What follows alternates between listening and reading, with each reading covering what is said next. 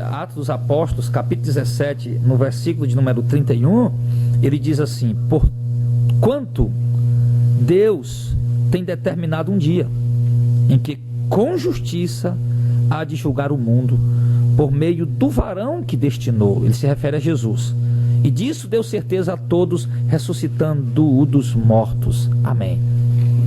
Então o apóstolo Paulo está dando aqui um sermão lá na cidade de Atenas, lá no Areópago. O Areópago, irmão, era o ajuntamento, o aglomeramento, a aglomeração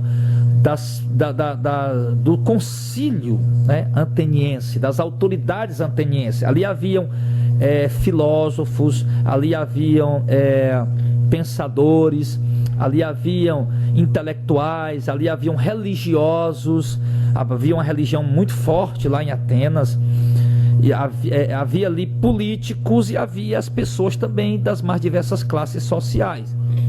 E o apóstolo Paulo está lá ministrando um sermão, porque ele começou a falar de Jesus, começou a falar do Messias, da salvação, do reino de Deus, e as pessoas ficaram curiosas quanto a isso e chamaram Paulo até o Areópago para ele expor as suas ideias, como eles assim se expressaram.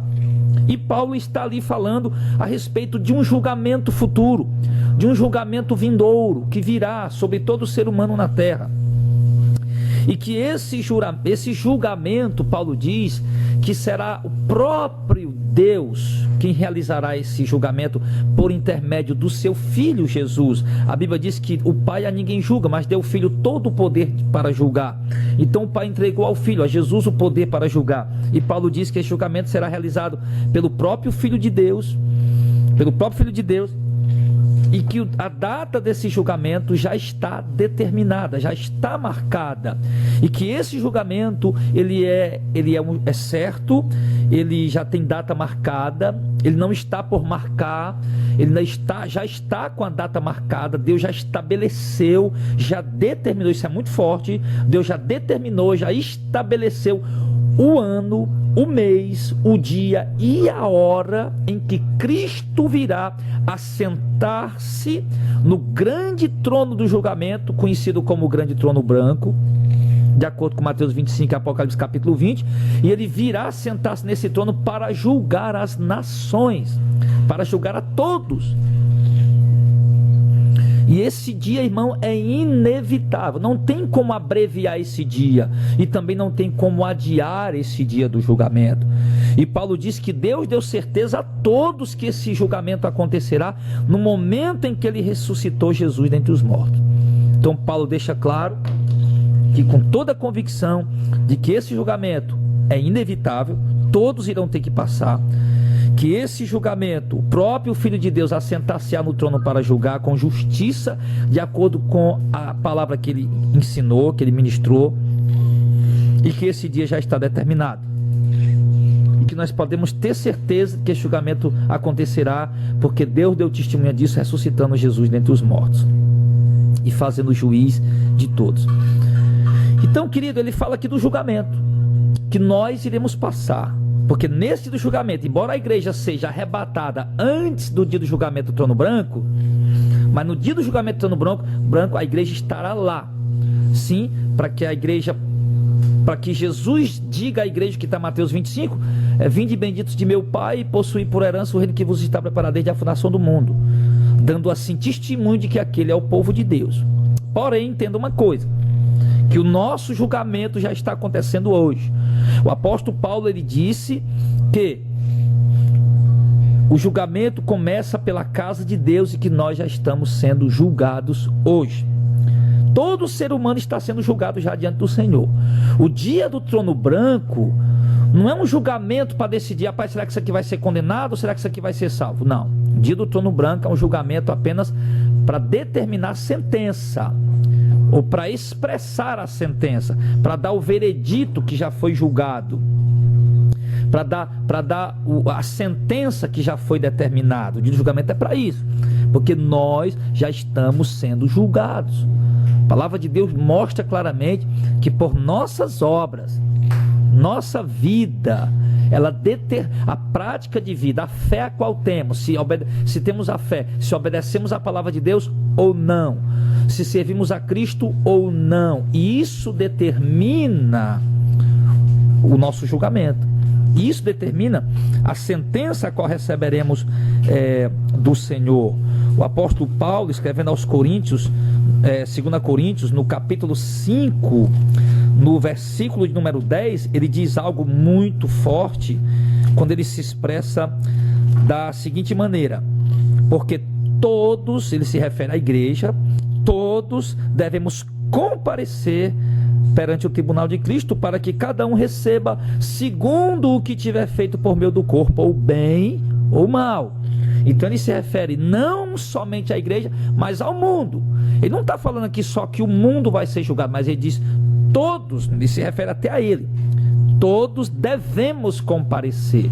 Então ele se refere ao mundo e se refere também à igreja. Ele não se deixa de fora desse julgamento, mas ele diz que cada um vai receber o que tiver feito por meio do corpo, ou bem ou mal. Alguém pode pegar esse texto e querer dizer que a salvação é pelas obras. Não, a salvação é pela fé. A salvação é um dom gratuito de Deus, que Deus nos dá mediante a fé, e a fé é Ele mesmo quem nos dá, tá? Então, quando Paulo diz que cada um vai dar conta do que fez por meio do corpo, ou bem ou mal, é porque acontece da seguinte maneira: a Bíblia diz que nós fomos criados para boas obras, que a fé do homem e da mulher de Deus se manifesta mediante as suas obras. Ninguém manifesta a fé sem ter obras. Sim, só se manifesta a fé mediante as obras. Não que as obras podem salvar. Quem salva o homem é a fé. Porém, essa fé, obrigatoriamente, ela deve manifestar obras. Se fôssemos nós que guardasse a nossa salvação, nós perderíamos ela todos os dias. Mas como é o próprio Deus quem nos dá a salvação, e Ele mesmo quem nos guarda, como diz o apóstolo Paulo, Ele mesmo quem nos guarda para a salvação eterna, então logo nós temos a garantia da nossa salvação, não por nossas obras de justiça que havemos praticado, mas pela manifestação do poder e da graça de Deus, que nos sustenta e nos guarda todos os dias de não tropeçar e de não nos desviarmos.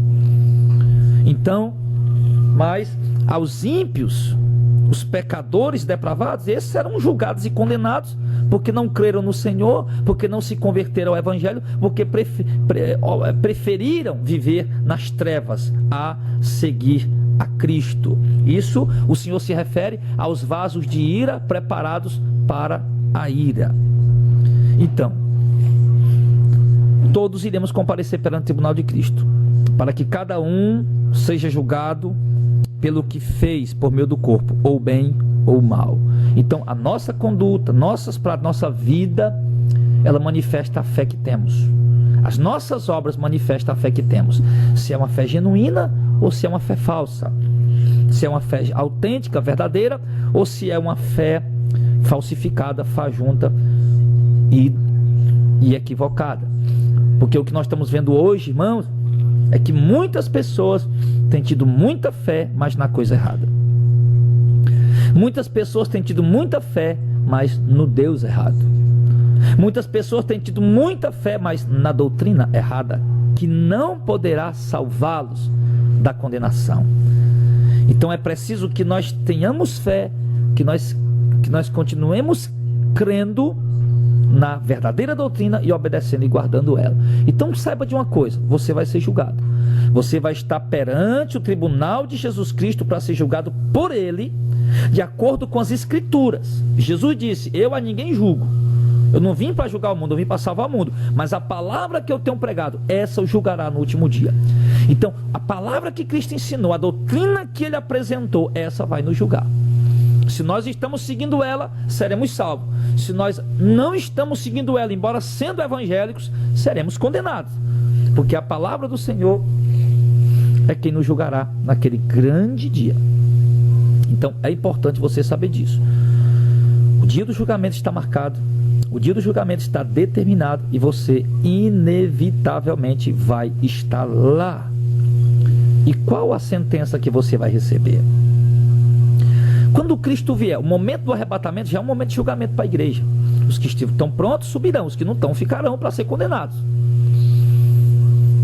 Então, você estaria preparado hoje para subir no arrebatamento? Você estaria preparado hoje para comparecer perante o tribunal de Cristo? Porque o dia e a hora já estão determinados. No momento em que alguém morre, no momento em que alguém parte dessa terra, ali as oportunidades dele se fecharam. A sentença dele já seguiu, como diz Hebreus 9, 27, como ao homem está ordenado morrer uma só vez, vindo depois da morte o juízo. Ali, o homem morre uma só vez e depois da morte já vem um juízo. Ou seja, fecha-se a porta das oportunidades. A forma como ele viveu, como ele creu, as obras que ele praticou, essas selam o destino eterno dessa pessoa. E eu vendo agora, irmãos, notícias no jornal, ontem à noite ainda, no jornal online, que eu às vezes dou uma olhada, eu vi que esses dias agora caiu um avião com a equipe de jogadores. Eu vi que essa semana agora caiu um avião com 40 e poucas pessoas e morreu todo mundo. Caiu um helicóptero com a senhora, com um pessoal que ia para um casamento e morreu todo mundo. E caiu agora também um avião, né, onde morreu o piloto e escapou o passageiro que ia dentro do voo. Então caíram vários aviões. Vendo as notícias aí, irmãos, carros, agora essa semana, vários carros viraram, vários carros bateram, várias pessoas morreram de acidente de carro, várias pessoas morreram de acidente de moto, várias pessoas morreram subitamente por um mal que atacou ali a sua saúde. Então, segue-se o juízo. Segue-se o juízo. Vários pedestres foram atropelados, enfim, a morte chegou essa semana para muitas pessoas. Então, querido, nós não podemos esperar apenas para o dia do arrebatamento, que é um momento glorioso da igreja. Nós temos que estar preparados a qualquer instante, a qualquer momento, porque no momento em que nós partirmos dessa vida para a eternidade, o julgamento, a sentença já foi dada. Depois da morte, segue-se o juízo. Então você precisa se preparar hoje. Você precisa abandonar, irmãos, o pecado. Você precisa abandonar, irmão, a mentira. Você precisa abandonar, irmão, a desonestidade. Você precisa abandonar a lascívia. Você precisa ter mais cuidado com o uso da internet. Você precisa ter mais cuidado, meu irmão. Ontem eu enviei uma mensagem ali por intermédio do irmão Gilmar, uma mensagem para o grupo dos irmãos aí do WhatsApp. Tenham cuidado, meu irmão, com o WhatsApp. Ele é uma boa ferramenta, é uma ferramenta tremenda que facilita muitas ações. O Facebook também, mas tenham cuidado com essas ferramentas, porque elas podem matar a vida espiritual de vocês. Elas podem desencaminhar, embora seja uma ferramenta boa, sendo utilizada da forma correta, mas elas podem desencaminhar a vida espiritual de vocês. O conselho que eu dou para você que usa as redes sociais é que você não passe o dia conectado nelas. Não passe o dia conectado no WhatsApp, não passe o dia conectado no YouTube, no Facebook, não passe o dia conectado no Twitter, não passe o dia conectado no YouTube, não passe o dia conectado em nada, porque isso vai roubar a sua vida de oração. Você precisa andar ligado em espírito, andar no espírito de oração. Tire apenas um momento do dia, ou de manhã, ou à tarde, ou à noite, para olhar as mensagens do grupo, para olhar as mensagens que lhe enviaram para o WhatsApp, que enviaram para o seu Facebook. Tire um momento do dia para ver as mensagens, para responder. Se por acaso tiver alguma coisa ali lasciva, alguma sensualidade, deleta, desliga, joga fora. Esteja sempre peneirando e filtrando as coisas que estão sendo colocadas. Mas nós temos que ter cuidado, amados irmãos. Claro que há pessoas que usam essas ferramentas para trabalhar, mas é preciso ter muito cuidado e saber como utilizar. É tempo, irmãos, de nós redobrarmos nossas vidas de oração. Veja, embora você esteja num grupo que é uma bênção, mas depois que você começou a usar o WhatsApp, sua vida espiritual esfriou, sua vida de oração esfriou. Você consegue perceber isso? Depois que você começou, embora seja uma bênção aí as mensagens, os grupos pelo Facebook, mas perceba, depois que você começou a usar isso, a sua vida de oração esfriou, a sua vida de leitura bíblica esfriou. Então, meu irmão, é preciso fazer uma reforma na forma como você está usando essas coisas. E ter muito cuidado com a televisão, ter muito cuidado com os entretenimentos. Pode praticar um entretenimento? É claro que pode, mas você precisa ter cuidado e não exagerar. É preciso você ter cuidado com isso. Então, meu amado, nós temos que andar em vigilância. Redobre a sua vida de oração, leia mais as Escrituras, se envolva mais com a obra da igreja, vá mais, esteja mais presente nos cultos, esteja presente mais nos evangelismos, se envolva, procure saber os trabalhos da obra da igreja, se envolva, faça parte, esteja junto trabalhando. E no caso de vocês que estão em outros lugares, que não estão congregando, mas vai e faça a obra, vá e evangelize, vai e pregue, vai e fale de Jesus para as pessoas, fale de Jesus para alguém, enfim. Mas nós precisamos, amados irmãos, entender que o dia do julgamento está determinado. Nós precisamos estar em vigilância, redobrar nossa vida de oração, nossa vigilância, atenção quanto às coisas que estão acontecendo à nossa volta.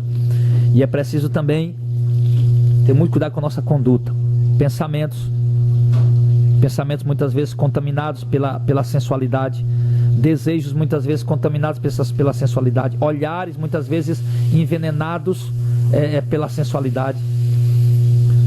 Então é preciso a gente fazer, irmãos, uma limpeza, uma purificação nos nossos pensamentos, nos nossos olhares, nos nossos desejos.